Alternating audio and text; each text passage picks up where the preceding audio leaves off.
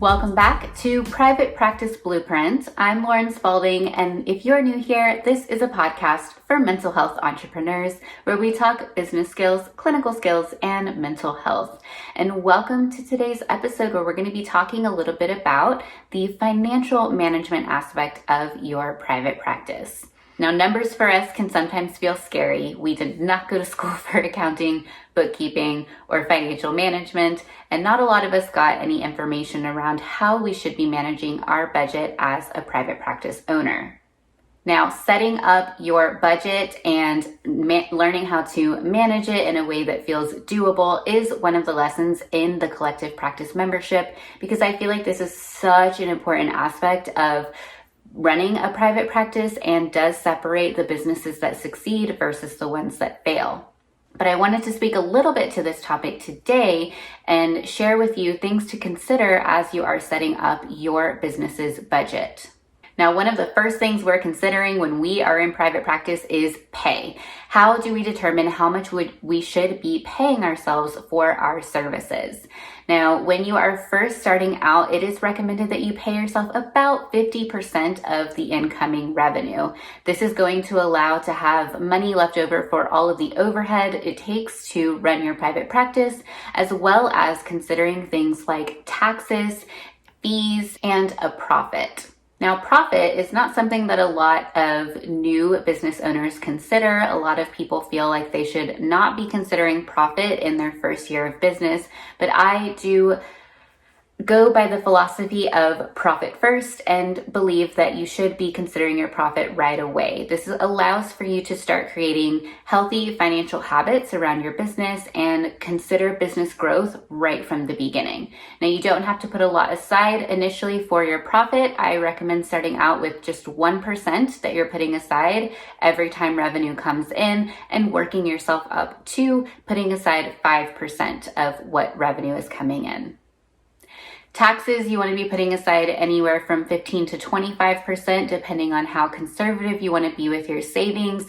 I personally put aside 25% for taxes because I would rather save more than I need than less. I want to have that money there in case it is needed, and whatever is left over at the end of the year, I put into my profit because it doesn't have to go to that tax year and it can go into my bank account. And then interest and fees, that's going to vary based on your billing software and your business bank accounts. If you have a business credit card, you want to consider any fees there. Your business checking account shouldn't have any monthly fees, but if it does, you're going to consider that for your budget. And whatever credit card processing platform you use for your business, you want to consider what percentage is taken out every time you process your client's debit or credit card payments. And then when we're looking at our overhead, I do recommend that you consider a few extra categories that we're not always necessarily thinking about as a new business owner. I do recommend having a category where you're putting aside money monthly for paid time off.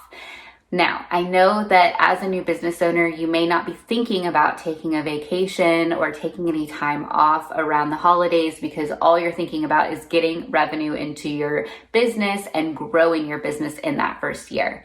Even if you're being conservative with time off is still going to happen. There are going to be days where you're sick. There are going to be times in the year where a lot of clients are having to cancel because it's summer and everyone's going on vacation, or it's the holidays and everyone's taking time off and you're having to supplement your pay. And so it can be very helpful to actually have money being put aside in small increments monthly to prepare for those times of the year where you are going to need to dip into that in order to continue to pay yourself fairly for your work. We don't automatically get paid time off. It's something that we have to do for ourselves. And so I recommend practicing that right away as a business owner. I also recommend putting aside a little bit of money a month to pay for your license renewal and your continuing ed. Now, this is something we know we're going to have to pay for no matter what in order to remain a licensed therapist or counselor in our state. And rather than having it be one large expense all at once, it can be really helpful as a new business owner to have a little bit put aside monthly towards that goal.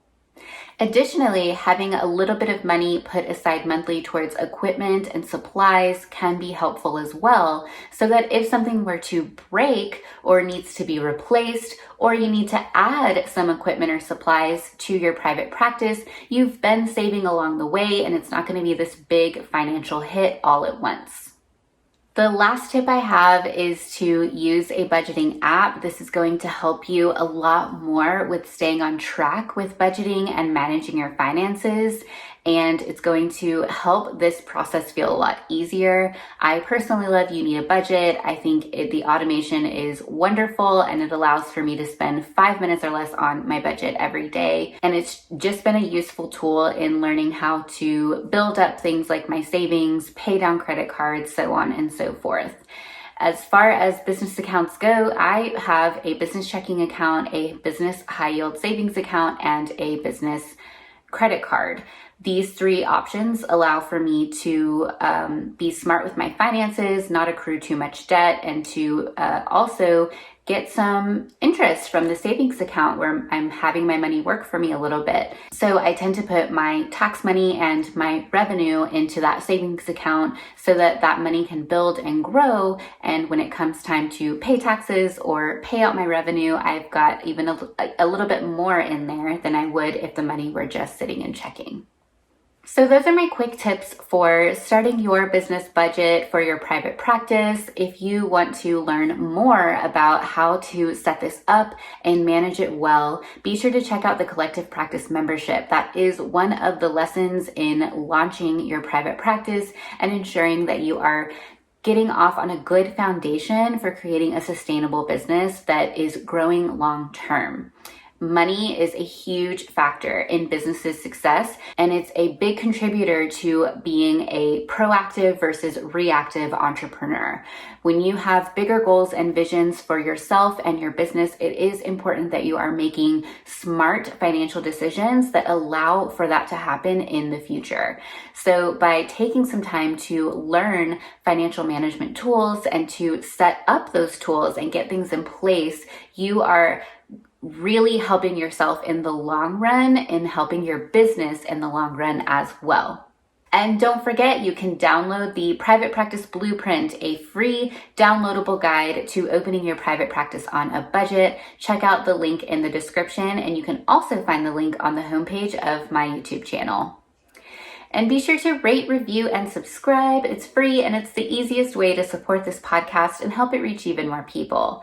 And share today's episode with a friend, a colleague, or anyone who could benefit from today's information. Be sure to follow me on my other social medias where I post even more free content for mental health entrepreneurs. And I'll look forward to seeing you in the next episode. Bye.